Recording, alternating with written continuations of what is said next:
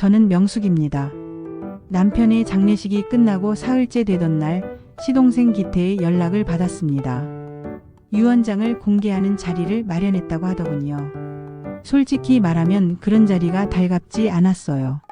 하지만 법적인 절차라고 하니 어쩔 수 없이 참석해야 했죠. 법무사 사무실에 도착했을 때 이미 가족들이 모여 있었습니다. 기태와 그의 아내 그리고 조카들까지. 모두들 검은 옷을 입고 있었지만 표정만큼은 밝았어요. 유산에 대한 기대감이 얼굴에 그대로 드러나 있었습니다. 저는 그런 모습들이 불편했어요.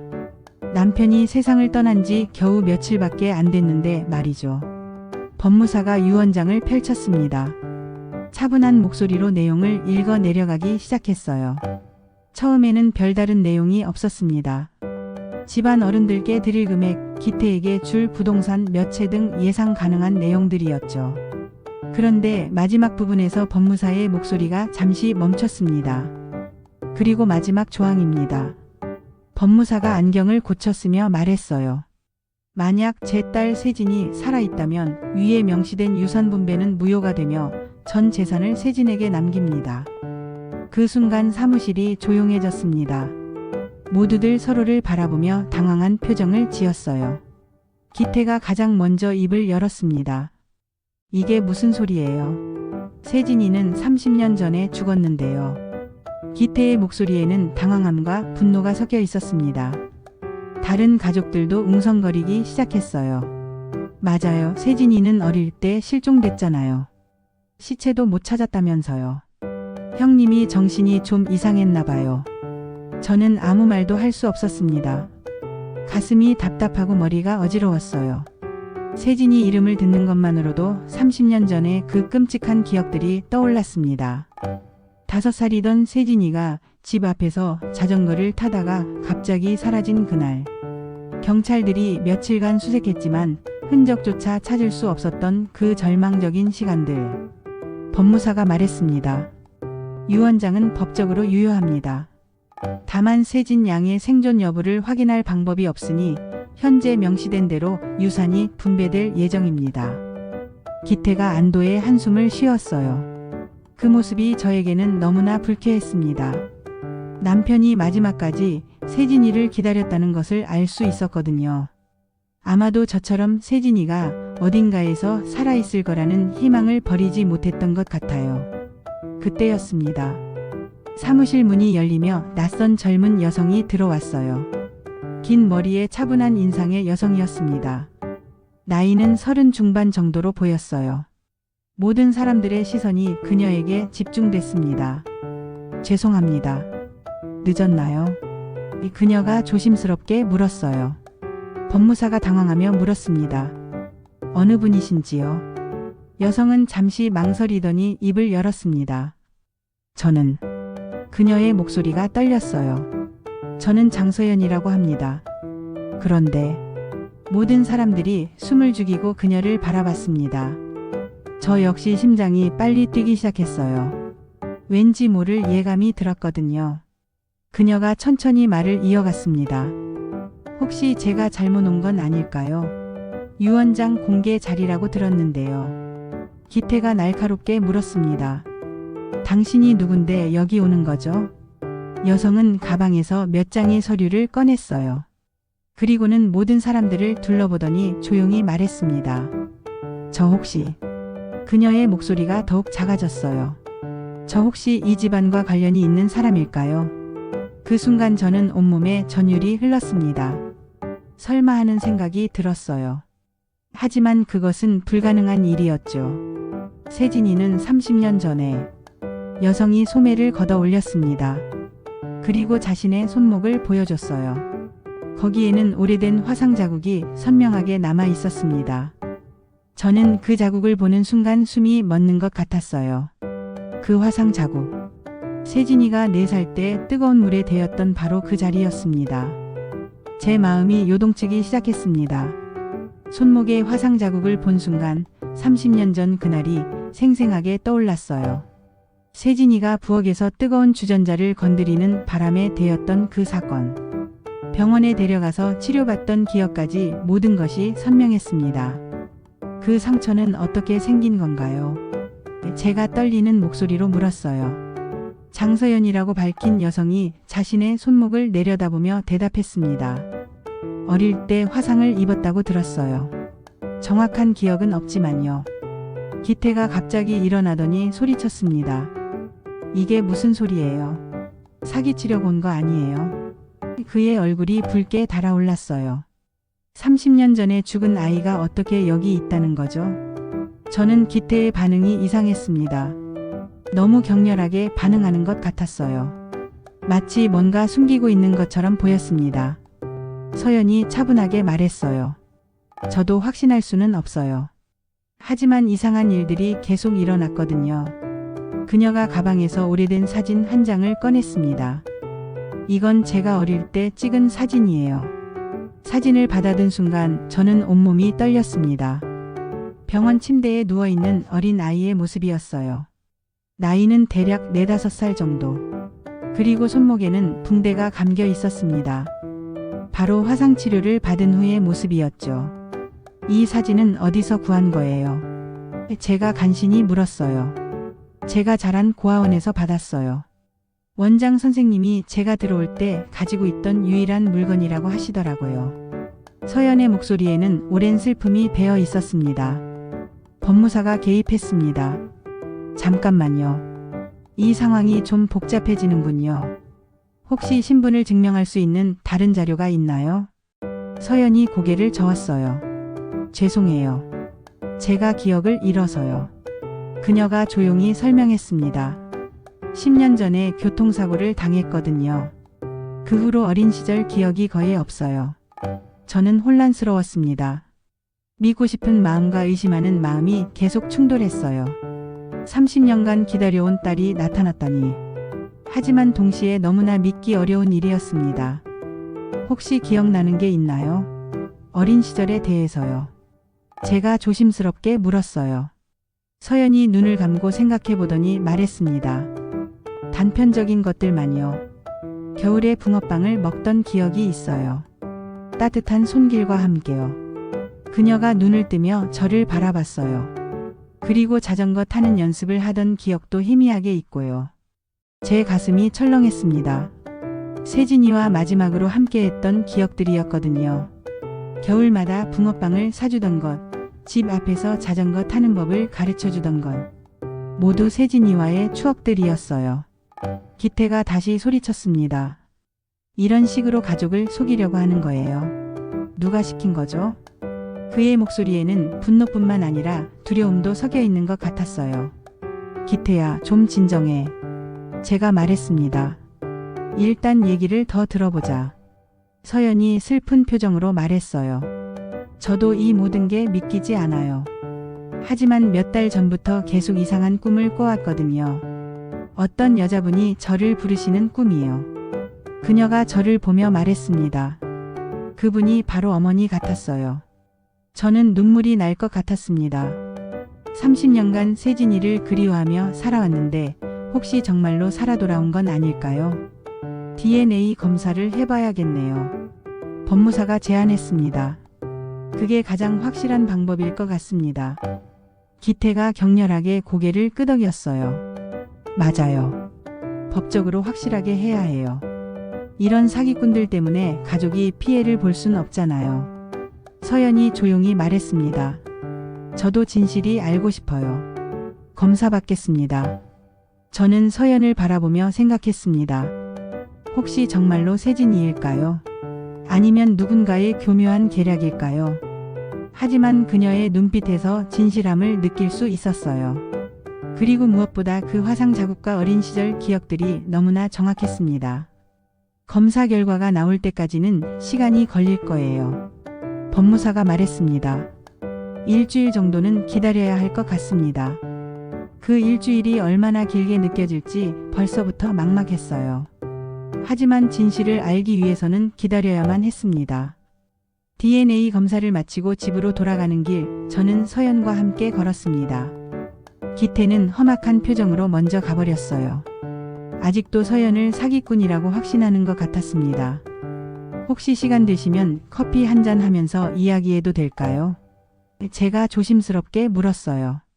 서연이 고개를 끄덕였습니다. 저도 더 자세한 이야기를 듣고 싶어요. 근처 카페에 앉아서 서연의 이야기를 들었습니다. 그녀의 과거는 상상했던 것보다 훨씬 복잡했어요. 제가 기억하는 가장 오래된 것은 고아원이에요. 서연이 커피잔을 돌리며 말했습니다. 거기서 15살까지 살았거든요. 원장 선생님이 좋은 분이셨어요. 제게 이름도 지어주시고 공부도 시켜주셨고요. 그전 기억은 정말 전혀 없어요. 제가 물었어요. 네, 완전히 백지 상태였다고 하더라고요. 5살쯤 되어서 고아원에 왔는데 말도 제대로 못했다고 해요. 서연의 목소리에는 쓸쓸함이 묻어났습니다. 아마도 큰 충격을 받아서 그랬던 것 같다고 하시더라고요. 제 가슴이 아팠습니다. 만약 정말로 세진이라면 얼마나 무서웠을까요? 5살짜리 아이가 갑자기 가족과 떨어져서 혼자가 되었다니. 그 후에는 어떻게 살았어요? 고아원에서 나온 후에는 혼자 살았어요. 아르바이트도 하고 야간 대학도 다녔고요. 서연이 씁쓸하게 웃었습니다. 쉽지 않았지만 그럭저럭 살아왔어요.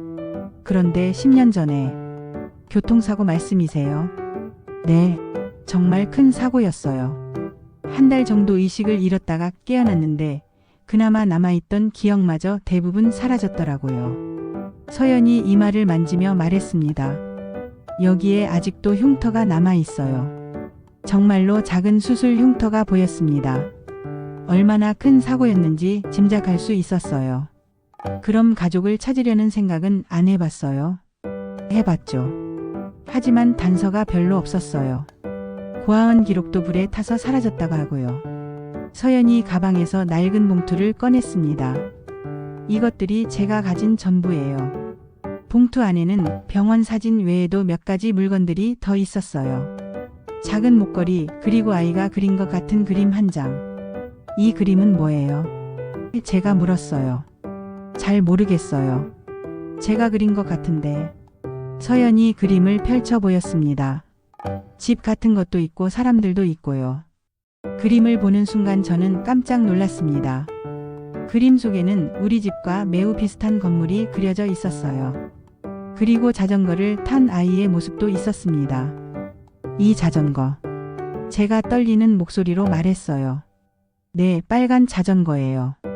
왜 그랬는지 모르겠지만 자꾸 그리고 싶었다고 해요. 서연이 설명했습니다. 세진이의 자전거가 바로 빨간색이었습니다. 세진이가 그토록 좋아했던 자전거였어요. 실종되던 날도 그 자전거를 타고 있었죠. 혹시 기억나는 음식이나 냄새 같은 건 없어요? 제가 물었어요. 서연이 잠깐 생각해 보더니 말했습니다. 붕어빵 냄새요. 겨울마다 그 냄새가 나면 왠지 모르게 그리워져요. 누군가와 함께 먹었던 것 같은 느낌이 들거든요. 제 눈에서 눈물이 흘렀습니다. 세진이와 함께 겨울마다 붕어빵을 사 먹던 기억이 떠올랐어요. 세진이는 항상 팥 붕어빵보다는 크림 붕어빵을 좋아했었는데 혹시 붕어빵 중에서 어떤 맛을 좋아해요? 크림이요. 서연이 즉답했습니다. 왜 그런지 모르겠지만 크림 붕어빵만 보면 자꾸 손이 가요. 제 심장이 빨리 뛰기 시작했습니다.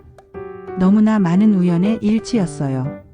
화상자국, 자전거 그림, 붕어빵 취향까지 모든 것이 세진이와 일치했습니다. 그런데 정말 이상한 게 있어요. 서연이 말했습니다. 몇 달 전부터 계속 꿈에 나오는 분이 있거든요. 어떤 분이요? 중년 여성분인데 자꾸 제 이름을 부르세요. 세진아, 세진아 하면서요. 서연이 저를 바라봤습니다. 그런데 오늘 어머니를 보니까 꿈속의 그분과 너무 비슷해서 깜짝 놀랐어요. 저는 더 이상 참을 수 없었습니다. 30년간 세진이를 그리워하며 살아왔는데 혹시 정말로 돌아온 것은 아닐까요? 하지만 동시에 너무 좋은 일이라서 믿기가 어려웠어요. DNA 검사 결과를 기다려봐야겠네요. 제가 말했습니다. 네, 저도 진실이 알고 싶어요. 서연이 진지하게 말했습니다. 만약 정말로 어머니의 딸이라면 그동안 너무 죄송해요. 오랫동안 걱정 끼쳐드려서요. 그 말을 듣는 순간 저는 확신했습니다.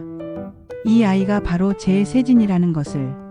DNA 검사 결과를 기다리는 며칠 동안 저는 서연과 자주 만났습니다. 처음에는 어색했지만 시간이 지날수록 묘한 친밀감이 느껴졌어요. 마치 오래전부터 알고 지낸 사이처럼 편안했습니다.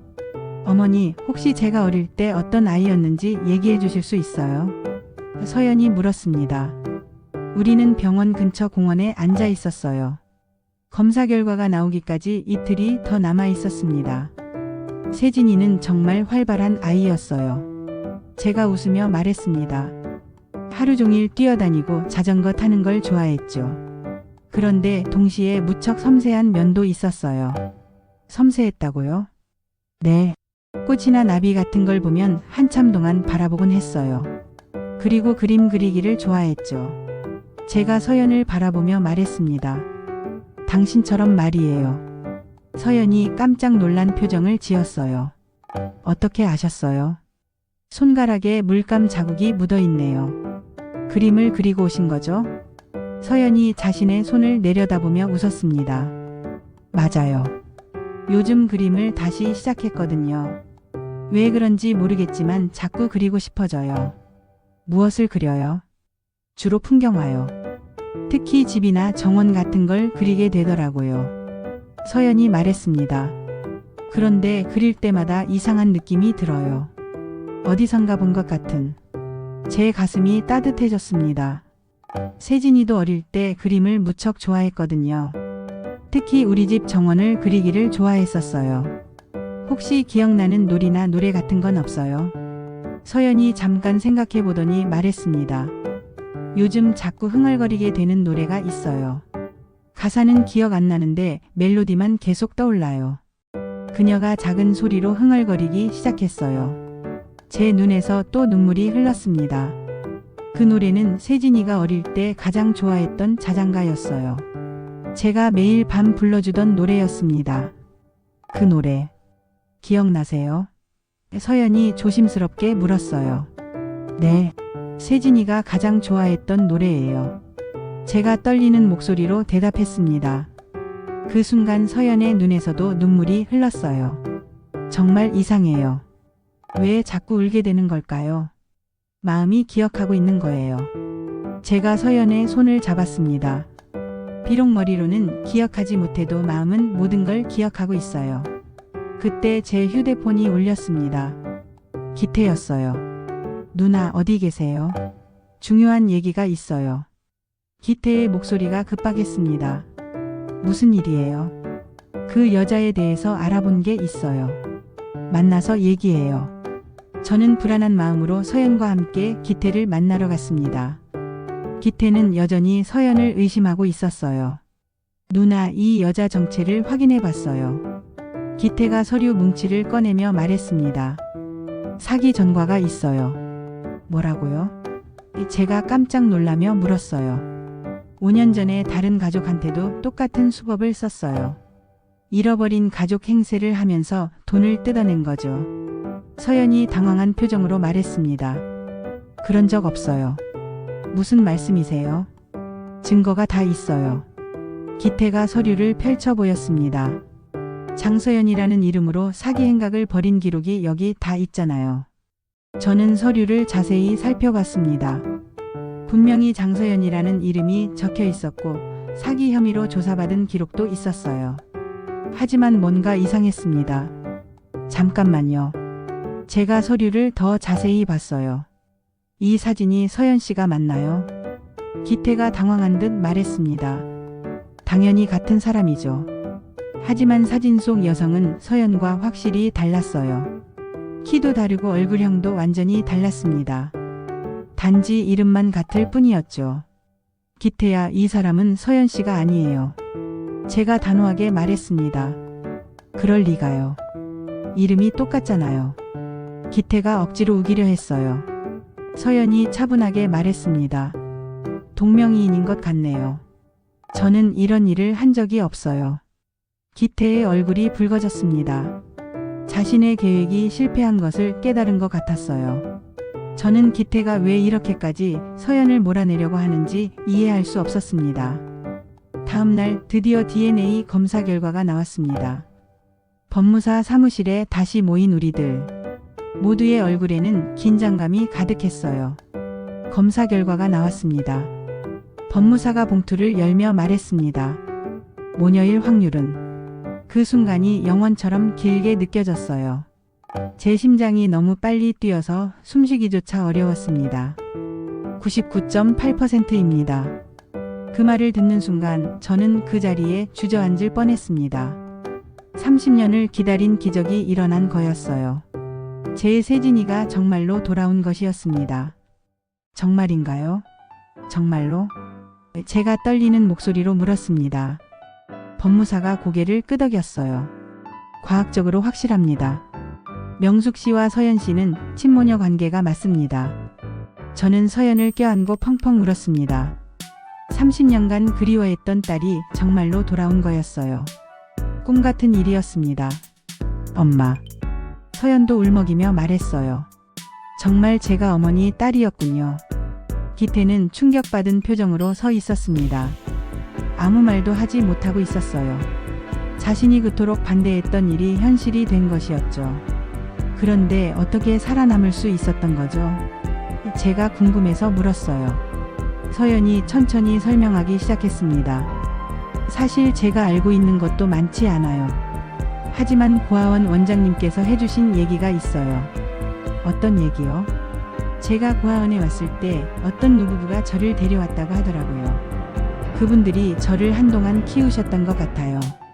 서연이 기억을 더듬으며 말했습니다. 그런데 몇 년 후에 갑자기 제게 새로운 이름을 지어주시고 고아원에 맡기셨다고 해요. 새로운 이름을요? 네. 원래 이름은 뭐였는지 모르겠어요. 그분들이 장서연이라고 불러서 그게 제 이름인 줄 알았죠. 서연이 슬픈 표정을 지었어요. 그분들은 제가 7살쯤 됐을 때 세상을 떠나셨다고 해요. 제 마음이 복잡해졌습니다. 누가 세진이를 데려가서 키웠던 걸까요? 그리고 왜 다시 고아원에 맡겼을까요? 혹시 그 노부부에 대해서 더 자세한 정보는 없어요? 성함 정도만 알고 있어요. 김철수, 방영의 부부셨다고 해요. 서연이 말했습니다. 그 순간 기태의 얼굴이 새하얘졌습니다. 마치 유령을 본 것처럼 놀란 표정이었어요. 기태야, 왜 그래? 제가 물었어요. 아니에요. 그냥. 기태가 당황하며 말을 더듬었습니다. 저는 뭔가 이상하다는 느낌이 들었어요. 기태의 반응이 너무 부자연스러웠습니다. 혹시 그 분들을 아세요? 서연이 기태에게 물었어요. 모르는 사람이에요. 기태가 급하게 부인했습니다. 저는 먼저 가보겠어요. 기태가 서둘러 자리를 떠났어요. 그 모습이 너무 이상했습니다. 마치 뭔가 숨기고 있는 것 같았어요. 어머니, 삼촌이 왜 저렇게 당황하시는 걸까요? 서연이 물었어요. 모르겠어요. 나중에 따로 물어보죠. 제가 말했습니다. 그날 밤 저는 서연과 함께 집에 돌아왔습니다. 30년 만에 딸과 함께하는 저녁이었어요. 너무나 꿈 같은 시간이었습니다. 엄마, 제가 어릴 때 살던 집이 여기였나요? 서연이 집 안을 둘러보며 물었어요. 네, 세진이 방도 그대로 있어요. 제가 서연의 손을 잡고 2층으로 올라갔습니다. 세진이 방을 열었을 때 서연이 깜짝 놀라며 말했어요. 이상해요. 왜 이렇게 익숙한 느낌이 들지? 방 안에는 30년 전 그대로의 모습이 남아 있었어요. 세진이가 좋아했던 인형들, 그림책들, 그리고 작은 책상까지. 여기서 그림을 그렸구나. 서연이 책상을 만지며 말했습니다. 왜 그런지 모르겠지만 확신이 서요. 책상 서랍을 열어보니 세진이가 그렸던 그림들이 그대로 있었어요. 서연이 어릴 때 그린 그림과 정말 비슷한 스타일이었습니다. 엄마, 제가 정말 여기서 살았던 거네요. 서연이 눈물을 흘리며 말했어요. 그래, 우리 세진이가 돌아온 거야. 제가 서연을 꼭 껴안았습니다. 하지만 여전히 의문이 남아 있었어요. 도대체 누가 세진이를 데려가서 키웠고 왜 기태는 그렇게 당황했을까요? 그리고 무엇보다 30년 전 세진이 실종 사건의 진실은 무엇일까요? 다음 날 저는 혼자서 경찰서에 갔습니다. 30년 전 사건 기록을 다시 확인해 보고 싶었어요. 당시 담당했던 형사님은 이미 퇴직하셨지만 기록은 남아 있습니다. 경찰관이 오래된 파일을 가져왔어요. 파일을 읽어보니 당시 수사가 제대로 이루어지지 않았다는 것을 알 수 있었어요. 며칠만 찾다가 그냥 포기해버린 것 같았습니다. 이상하네요. 왜 수사를 이렇게 대충 했을까요? 제가 물었어요. 당시 기록을 보니 가족분 중에서 더 이상 수사하지 말라고 요청한 분이 있네요. 경찰관이 말했습니다. 누가요? 기태 씨라는 분이요. 아이 삼촌이라고 되어 있네요. 제 머리가 복잡해졌습니다. 왜 기태가 수사를 중단하라고 했을까요? 그리고 김철수, 방영희 부부에 대해서도 왜 그렇게 놀랐을까요? 집으로 돌아가는 길에 저는 결심했습니다. 기태에게 직접 물어봐야겠다고요. 30년간 숨겨진 진실을 이제는 알아야 할 때였습니다. 그날 저녁 저는 기태를 따로 불러냈습니다. 더 이상 미룰 수 없었어요. 30년간 감춰진 진실을 알아야 했습니다. 기태야, 우리 진지하게 얘기 좀 하자. 제가 단호하게 말했어요. 기태는 불안한 표정을 지었습니다. 무슨 얘기요, 누나? 김철수, 방영희 부부 말이야. 왜 그 이름을 듣고 그렇게 놀랐어? 기태의 얼굴이 순식간에 창백해졌어요. 그게 뭐가 중요해요? 중요하지. 세진이를 키운 사람들이잖아. 제가 기태를 똑바로 바라봤습니다. 그리고 또 하나, 왜 30년 전에 경찰 수사를 중단하라고 했어? 기태가 당황하며 일어났어요. 누나, 무슨 소리예요? 저는 그런 적 없어요. 경찰서에서 확인했어. 내가 더 이상 수사하지 말라고 요청했다고 기록에 나와 있더라. 제 목소리가 차가워졌어요. 기태가 한참 동안 아무 말도 하지 못했습니다. 그러더니 갑자기 주저앉으며 머리를 감추러요. 알았어요. 말할게요. 기태가 떨리는 목소리로 말했습니다. 하지만 누나가 생각하는 것과는 달라요. 그럼 뭐가 다른데? 기태가 깊은 한숨을 쉬었어요. 30년 전 그날, 제가 세진이와 함께 있었어요. 제 가슴이 철렁했습니다. 뭐라고? 세진이가 자전거를 타고 놀고 있을 때 제가 지켜보고 있었어요. 그런데 갑자기 어떤 남자가 나타나서 기태가 말을 잇지 못했어요. 어떤 남자가? 빚쟁이였어요. 제가 그때 사업 실패로 빚이 많았거든요. 기태가 고백했습니다. 그 남자가 돈을 갚으라고 협박했어요. 그런데 세진이가 그 상황을 봤던 거예요. 제 온몸이 떨렸습니다. 그래서 그 남자가 세진이를 데려간 거예요. 저한테 돈을 갚을 때까지 아이를 맡아두겠다고 했어요. 기태가 울먹이며 말했습니다. 저는 금방 돈을 구해서 세진이를 데려올 수 있을 줄 알았어요. 미친 소리야. 왜 그때 경찰에 신고 안 했어? 제가 소리쳤어요. 신고하면 세진이가 더 위험해질 수 있다고 했어요. 그리고 저도 불법 도박으로 빚을 진 거라서. 기태가 참회하는 표정으로 말했습니다. 제 머리가 어지러웠어요. 30년간 세진이를 잃고 살아온 이유가 기태의 빚 때문이었다니. 그럼 김철수, 박영희 부부는 그 빚쟁이의 부모님이었어요. 아들이 세진이를 데려왔는데 너무 어린아이라서 측은하게 여겨서 키우신 거죠. 기태가 설명했습니다. 저는 몇 년 후에 돈을 갚았지만 그때는 이미 그분들이 세진이를 친손녀처럼 사랑하고 계셨어요. 그래서 이름까지 바꾼 거야? 네, 혹시라도 찾을까 봐서요. 그런데 그분들이 나이가 드시면서 더 이상 키울 수 없게 되어서 고아원에 맡기신 거예요. 기태가 고개를 숙였어요. 제가 기태를 노려봤습니다. 그럼 세진이가 살아있다는 걸 알고 있었던 거네? 처음에는 몰랐어요. 그분들이 세진이를 어디로 보냈는지 알려주지 않으셨거든요. 기태가 변명했습니다. 몇 년 전에야 알게 됐어요. 몇 년 전에? 제가 깜짝 놀라며 물었어요. 네. 그분들이 돌아가시기 전에 저한테 연락 주셨어요. 세진이가 고아원에 있다가 혼자 살고 있다고 하더라고요. 저는 분노로 온몸이 떨렸습니다. 그럼 왜 그때 말 안 했어? 왜 지금까지 숨겼어? 누나, 제발 이해해 주세요. 기태가 무릎을 꿇었어요. 저도 세진이를 찾고 싶었어요. 하지만 진실을 말하면 제가 감옥에 갈 수도 있었어요.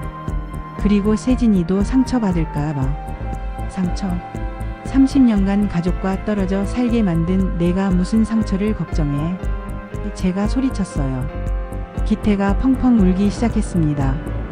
정말 죄송해요, 누나. 매일 후회하며 살았어요. 형님이 돌아가실 때도 세진이 얘기를 하시는데 너무 가슴이 아팠어요. 제 마음이 복잡했어요. 분노와 동시에 안타까움도 들었습니다. 기태도 30년간 죄책감에 시달렸을 거라는 생각이 들었어요. 그럼 왜 서연이가 나타났을 때 그렇게 반대했어? 유산 때문이 아니에요. 기태가 간절하게 말했습니다. 제가 진짜 두려웠던 건 진실이 밝혀지는 거였어요. 세진이가 왜 30년간 고생했는지 알게 되면. 그때 뒤에서 목소리가 들렸습니다. 삼촌, 이제 다 들었어요. 돌아보니 서연이 서 있었어요. 언제부터 듣고 있었는지 모르겠지만 그녀의 표정은 의외로 차분했습니다. 세진아, 제가 걱정스럽게 말했어요. 괜찮아요, 엄마. 서연이 기태에게 다가갔습니다. 삼촌, 고개를 드세요. 기태가 떨리며 고개를 들었어요. 저는 삼촌을 원망하지 않아요. 서연이 조용히 말했습니다. 물론 힘든 시간들이었지만 그 시간들이 있었기에 지금의 제가 있는 거잖아요. 세진아. 기태가 눈물을 흘리며 말했어요. 하지만 한 가지는 약속해 주세요. 서연이 단호하게 말했습니다. 이제부터는 진실만 말해주세요. 더 이상 거짓말로 가족을 속이지 마세요. 기태가 고개를 끄덕였어요. 약속할게요. 정말 죄송해요. 드디어 30년간 감춰진 진실이 밝혀졌습니다. 비록 아픈 진실이었지만 이제는 모든 것을 알게 됐어요. 그리고 세진이가 돌아왔다는 것만으로도 충분했습니다. 진실이 밝혀진 후 며칠이 지났습니다. 기태는 자신의 잘못을 인정하고 진심으로 사과했어요. 서연도 기태를 용서했습니다. 가족이란 서로의 실수를 용서하고 받아들이는 것이라고 말하면서요. 이제 유산 문제를 정리해야 할 시간이었습니다. 법무사와 다시 만나 유 원장의 마지막 조항을 실행하기로 했어요. 세진 양이 생존해 있다는 것이 확인됐으니 유 원장에 따라 모든 재산이 세진 양에게 상속됩니다. 법무사가 설명했습니다. 기태는 담담한 표정이었어요. 이미 각오한 듯 보였습니다. 잠깐만요. 서연이 말했습니다. 저는 그 유산을 받을 수 없어요. 모든 사람이 깜짝 놀랐어요. 왜요? 제가 물었어요. 30년간 가족의 사랑을 받지 못하고 살았으니 이제 그 보상을 받으라는 의미인 것 같아요. 하지만 저에게는 엄마를 다시 만난 것만으로도 충분해요. 서연이 제 손을 잡으며 말했습니다. 하지만 세진아, 그건 아버지의 마지막 뜻이야. 그럼 조건을 달고 싶어요. 서연이 법무사를 바라봤습니다. 이 유산을 가족을 위한 용도로만 사용하겠다는 조건 말이에요. 어떤 의미인가요? 삼촌 가족도 우리 가족이잖아요. 비록 실수를 하셨지만 30년간 죄책감에 시달리며 사셨을 거예요. 서연이 기태를 바라봤습니다. 그분들도 행복하게 살 권리가 있어요. 기태가 눈물을 흘리며 말했어요. 세진아, 고마워. 하지만 나는 그럴 자격이 없어. 자격은 제가 정하는 거예요. 서연이 웃으며 말했습니다. 대신 조건이 있어요. 뭔데? 앞으로 가족끼리는 비밀이 없어야 해요. 그리고 서로를 진심으로 사랑해야 해요. 서연이 진지하게 말했습니다. 법무사가 고개를 끄덕였어요. 그럼 법적으로 그런 조건을 명시해서 상속 문서를 작성하겠습니다. 하지만 정말 중요한 건 따로 있어요. 서연이 말했습니다. 법적인 조건보다는 마음의 약속이 더 중요해요. 그날 오후 우리 가족은 모두 함께 아버지 산소에 갔습니다. 서연이 아버지께 인사를 드리고 싶다고 했거든요. 아버지, 세진이가 돌아왔어요. 제가 산소 앞에서 말했습니다. 30년을 기다린 보람이 있었어요. 서연이 산소 앞에 무릎을 꿇고 절을 했어요. 아버지, 늦게 와서 죄송해요. 하지만 이제 돌아왔으니까 엄마 잘 모시겠어요. 그때 바람이 불어왔어요. 마치 아버지가 대답하시는 것 같았습니다. 모든 것을 용서하고 축복해 주시는 것 같았어요. 기태가 산소 앞에서 오랫동안 절을 했습니다. 형님, 정말 죄송해요. 30년간 숨겨서 죄송해요. 이제 세진이도 돌아왔으니 편히 쉬세요. 집으로 돌아오는 길에 서연이 말했어요. 엄마, 이제 정말 가족이 된 것 같아요. 원래부터 가족이었어, 세진아.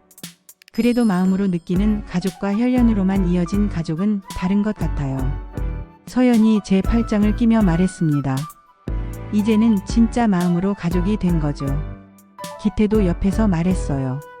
나도 이제 진짜 삼촌이 된 기분이야. 그동안 거짓말로 가려져 있어서 진짜 가족 같지 않았는데 앞으로는 서로에게 솔직하게 살아요. 서연이 말했습니다. 그날 밤 우리는 30년 만에 진짜 가족 저녁을 먹었어요. 서연이 직접 요리를 해줬는데 놀랍게도 세진이가 어릴 때 좋아했던 음식들을 정확히 만들어냈어요. 어떻게 이런 요리를 할 줄 알아? 제가 신기해하며 물었어요. 모르겠어요. 그냥 몸이 기억하는 것 같아요. 서연이 웃으며 답했습니다. 기태가 말했어요. 세진아, 정말 고마워. 나 같은 삼촌을 용서해줘서. 가족이니까요. 서연이 당연하다는 듯 말했습니다. 가족은 서로의 잘못을 용서하고 감싸주는 거잖아요. 그 말을 들으며 저는 생각했어요. 진짜 가족이란 혈연관계가 아니라 서로를 사랑하고 이해하는 마음이구나. 서연이는 30년간 떨어져 살았지만 가족의 진정한 의미를 더 잘 아는 것 같았어요. 유산 문제도 모두 정리됐습니다. 서연이 받은 재산의 일부는 기태 가족을 위해 사용하기로 했고 나머지는 어려운 환경의 아이들을 돕는 데 쓰기로 했어요. 자신처럼 가족과 떨어져 사는 아이들을 도와주고 싶다고 했습니다. 돈보다 소중한 게 가족이에요. 서연이 말했습니다. 저는 이미 가장 큰 유산을 받았어요. 정말로 그랬어요. 30년 만에 되찾은 가족, 그것이야말로 세상 어떤 것보다 소중한 유산이었습니다. 겨울이 찾아왔습니다. 서연이 우리 집으로 돌아온 지 벌써 3달이 지났어요. 매일매일이 꿈만 같았습니다. 30년을 기다린 딸과 함께하는 하루하루가 너무나 소중했어요. 서연은 완전히 우리 가족의 일원이 됐습니다. 아침마다 저와 함께 시장에 가고 저녁에는 함께 요리를 만들어 먹었어요. 기태 가족도 자주 놀러와서 함께 시간을 보냈습니다. 엄마, 오늘 날씨가 참 좋네요. 서연이 창문을 열며 말했어요. 산책하러 나갈까요? 저는 서연의 제안이 좋았어요. 요즘 서연과 함께하는 산책이 제일 행복한 시간이었거든요. 그래, 좋은 생각이야. 제가 외투를 챙기며 말했습니다. 집을 나서서 동네를 걸어 다니는데 어디선가 구수한 냄새가 났어요. 붕어빵 냄새였습니다. 어머, 붕어빵 장수가 왔네. 제가 반가워하며 말했어요. 서연이 갑자기 걸음을 멈췄습니다. 그리고 그 냄새를 깊이 맡아보더니 눈을 감았어요. 이 냄새. 서연이 조용히 말했습니다.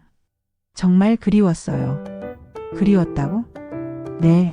왜 그런지 모르겠지만 이 냄새만 맡으면 따뜻한 기분이 들어요. 서연이 눈물을 글썽이며 말했습니다. 마치 누군가의 사랑을 받았던 기억이 떠오르는 것 같아요. 제 가슴이 뭉클했어요. 어린 세진이와 함께 겨울마다 붕어빵을 사 먹었던 추억이 떠올랐습니다. 비록 기억을 잃었지만 마음속 깊은 곳에서는 여전히 그 사랑을 기억하고 있는 것 같았어요. 가서 사 먹을까? 제가 서연의 손을 잡았습니다.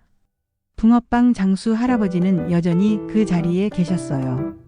30년 전이나 지금이나 똑같은 모습이었습니다. 어머, 명숙이 아니야? 할아버지가 저를 알아보며 말했어요. 오랜만이네. 안녕하세요, 할아버지. 제가 인사했습니다. 붕어빵 좀 주세요. 몇 개 드릴까요? 서연이 말했어요. 크림 붕어빵 2개 주세요. 할아버지가 붕어빵을 구워주시는 동안 저는 서연을 바라봤어요. 30년 전 어린 세진이도 항상 크림 붕어빵을 고집했었거든요. 여기 있어요. 할아버지가 뜨거운 붕어빵을 건네주셨어요. 서연이 붕어빵을 받아들고 한 입 베어 물었습니다. 그 순간 그녀의 얼굴에 환한 미소가 떠올랐어요. 맛있어요. 서연이 행복해하며 말했습니다. 왜 이렇게 익숙한 맛일까요? 제가 붕어빵을 하나 사서 서연에게 건넸어요. 이것도 먹어봐. 2개나요? 어릴 때 내가 항상 2개씩 먹었거든. 제가 웃으며 말했습니다. 서연이 깜짝 놀란 표정을 지었어요. 정말요? 응. 겨울마다 우리 같이 와서 붕어빵 2개씩 사 먹었어. 너는 크림만 고집했고. 제가 추억을 떠올리며 말했습니다. 그럼 엄마는 뭘 드셨어요? 나는 팥 붕어빵을 좋아했지. 지금도 마찬가지야. 제가 팥 붕어빵을 주문했어요. 할아버지가 말씀하셨어요. 명숙 씨, 이 아가씨가 그때 그 꼬마구나. 많이 닮았네. 네, 30년 만에 다시 만났어요. 제가 감격스럽게 대답했습니다. 그래? 세상에 이런 일이 다 있네. 할아버지가 놀라워하시며 말씀했어요. 그때 그 꼬마가 갑자기 안 보여서 걱정했었는데 서연이 할아버지께 인사했어요.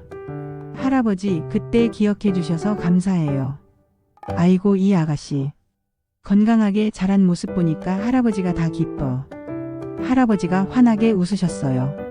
우리는 벤치에 앉아서 함께 붕어빵을 먹었습니다.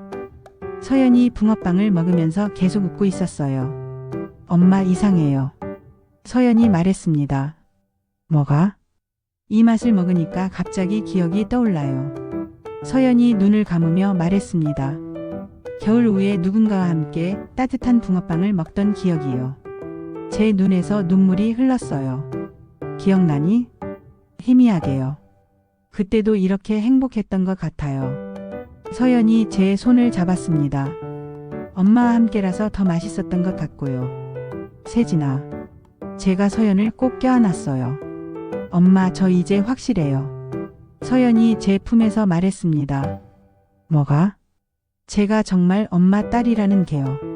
이 냄새, 이 맛, 이 따뜻함. 모든 게 마음으로 기억나요. 서연이 울먹이며 말했습니다. 할아버지가 우리를 보시며 말씀하셨어요. 참 보기 좋구나.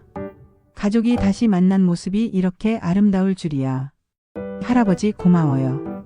30년 동안 이 자리를 지켜주셔서요. 제가 인사드렸어요. 뭘? 나도 이런 기쁜 일을 볼 수 있어서 행복해. 할아버지가 웃으시며 말씀했어요. 해가 저물어 가고 있었어요. 우리는 집으로 돌아가는 길에 천천히 걸었습니다. 서연이 제 팔짱을 끼고 걸으면서 계속 웃고 있었어요. 엄마, 앞으로도 겨울마다 붕어빵 먹으러 와요. 서연이 말했습니다. 그럼 우리 매년 와서 먹자. 제가 약속했어요. 그리고 삼촌 가족들도 같이 데려와요. 좋은 생각이야. 기태도 좋아할 거야. 집에 도착했을 때 기태 가족이 먼저 와서 기다리고 있었어요. 조카들이 서연을 보고 반갑게 인사했습니다. 세진 고모 어디 다녀오셨어요? 조카가 물었어요. 붕어빵 사 먹으러 다녀왔어. 서연이 남은 붕어빵을 보여줬어요. 우와, 저도 먹어도 돼요. 물론이지. 우리 가족이잖아. 서연이 붕어빵을 나누어 주었어요. 기태가 말했어요. 세진아, 정말 고마워. 우리를 가족으로 받아줘서. 당연한 거예요, 삼촌. 서연이 웃으며 대답했습니다. 그날 밤 우리는 모두 함께 저녁을 먹었어요. 테이블에 둘러앉은 가족들을 보니까 정말 행복했습니다. 30년간 잃어버렸던 시간들이 아깝지 않을 만큼 지금이 완벽했어요. 엄마, 제가 30년 동안 어디 있었는지 아세요? 서연이 갑자기 물었어요. 어디 있었는데? 엄마 마음속에 있었어요. 서연이 진지하게 말했습니다. 비록 몸은 떨어져 있었지만 마음으로는 항상 함께 있었던 것 같아요. 제 가슴이 뭉클했어요. 나도 그래. 세진이는 항상 내 마음속에 있었어. 이제 정말로 함께 있게 됐네요. 응. 이제 다시는 떨어지지 말자. 서연이 고개를 끄덕였어요. 네, 약속해요. 기태가 말했어요. 우리도 약속하자. 앞으로는 가족 모두가 솔직하게 그리고 서로 사랑하며 살자고. 좋아요. 모든 가족이 한 목소리로 대답했어요. 그날 밤 잠자리에 들기 전 서연이 제 방에 왔어요. 엄마, 자기 전에 얘기 좀 할까요? 그래, 뭔데? 제가 어릴 때 불러주시던 자장가 있잖아요. 그거 불러주실 수 있어요? 서연이 부끄러워하며 물었어요. 제 눈에서 눈물이 났어요. 30년 만에 다시 딸에게 자장가를 불러줄 수 있다니. 물론이지. 제가 서연의 머리를 쓰다듬으며 자장가를 불러주기 시작했어요. 서연이 눈을 감고 들었어요. 마치 어린아이처럼 평온한 표정이었습니다. 엄마, 이 노래 정말 좋아요. 서연이 잠결에 말했어요. 잘자, 우리 세진아. 네, 엄마. 좋은 꿈 꿔요. 서연이 잠든 후 저는 창밖을 바라봤어요. 별들이 반짝이고 있었습니다. 마치 하늘에서도 우리 가족의 재회를 축복해주는 것 같았어요. 30년이라는 긴 시간 동안 기다림의 세월이었지만 이제는 모든 것이 제자리를 찾았습니다. 사랑하는 딸을 되찾았고 진짜 가족의 의미를 깨달았어요. 가족이란 피로만 이어지는 것이 아니라 마음으로 이어지는 것이었습니다. 서로를 용서하고 사랑하며 함께 아픔을 나누고 기쁨을 함께하는 것이 진정한 가족이었어요. 붕어빵 냄새가 바람에 실려왔습니다. 아마도 할아버지가 마지막 손님을 위해 굽고 계시는 것 같았어요. 그 냄새를 맡으며 저는 생각했습니다. 내일도 모레도 우리는 계속 함께 할 거라고. 30년을 기다린 보람이 있었다고. 그리고 앞으로 남은 시간들은 모두 행복으로 가득 채울 거라고. 세진이는 정말로 돌아왔습니다. 제 마음속에, 그리고 현실에서도 말이에요. 이제 우리의 새로운 시작이었습니다. 겨울밤이 깊어갔지만 우리 집은 따뜻한 사랑으로 가득했습니다. 잃어버린 시간은 되돌릴 수 없지만 앞으로 만들어갈 시간들은 무한했어요. 사랑은 시간을 초월합니다. 30년이라는 세월도 진정한 사랑 앞에서는 의미가 없었어요. 가족의 사랑은 기억을 잃어도 시간이 흘러도 거리가 멀어도 절대 사라지지 않는다는 것을 깨달았습니다. 세진이가 돌아온 이 겨울 우리에게는 새로운 봄이 시작되고 있었어요.